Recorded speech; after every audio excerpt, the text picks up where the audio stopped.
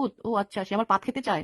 But আমি তো আবার এত পাদাপাদি করি না, কিন্তু যখন আবার একটা পাত দেই সেটা খাওয়ার জন্য অনেকেই অ্যাপয়েন্টমেন্ট দিয়ে রাখে, তো ভিডিও কলে কাজ।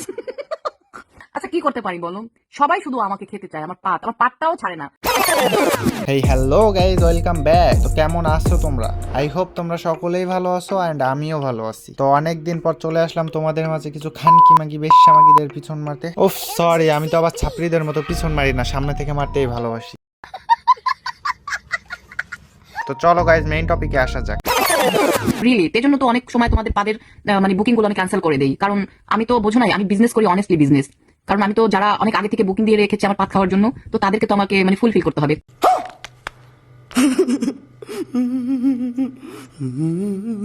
গাইজ, এই মাগিটারে হয়তো তোমরা অনেকে চিনবা, অনেকে চিনবা না। তো চলো আগে পরিচয় করিয়ে দিই। স্ক্রিনে যে প্রতিবন্ধীটা দেখতেছো, ওই প্রতিবন্ধীটা মূলত সুইডিশ প্রবাসী। সুইডিশ গিয়ে নিজেরা অনেক আধুনিক মনে করে, কিন্তু সে যে একটা বেশ্যা, আমরা যে তাকে প্রতিবন্ধী মাগি ভাবি, এটা সে বুঝে না। ভূত, ও আচ্ছা, সে আমার পাত খেতে চায়।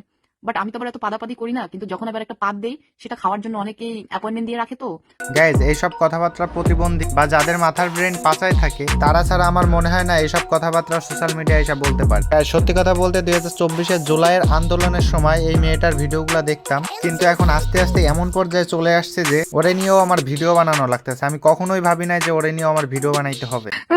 তোরে চুদি, ও মাই গড। ও তার মানে তার মানে তুমিও পাত খেতে চাচ্ছ? আরে না না রে মাগি, না, তোরে চুপতে যাচ্ছে। ও ও মাই গড, রিয়েলি না আসে না। আমি এইভাবে ফোনটা ধরছি কেন জানো? ফোনের ভোগার মধ্যে চার্জ দেওয়া, ফোনটা এভাবে রাখতেও পারতেছি না বাল, কারণ আমার ফোনের চার্জটা চুড়াইলেই মোবাইল বন্ধ হয়ে যাবো। আরে হিজড়ার বাচ্চা, তোর হোগায় যে পরিমাণ কারেন্ট, আমার তো মনে হয় না কারেন্টে তোর মোবাইল চার্জ দেওয়ার প্রয়োজন আছে। এটার মাধ্যমেই তো তোর বাসা থেকে চার্জ দিতে পারিস। তো গাইজ, চলো আমরা এই প্রতিবন্ধীর বাচ্চার ইউটিউব চ্যানেল থেকে ঘুরে আসি।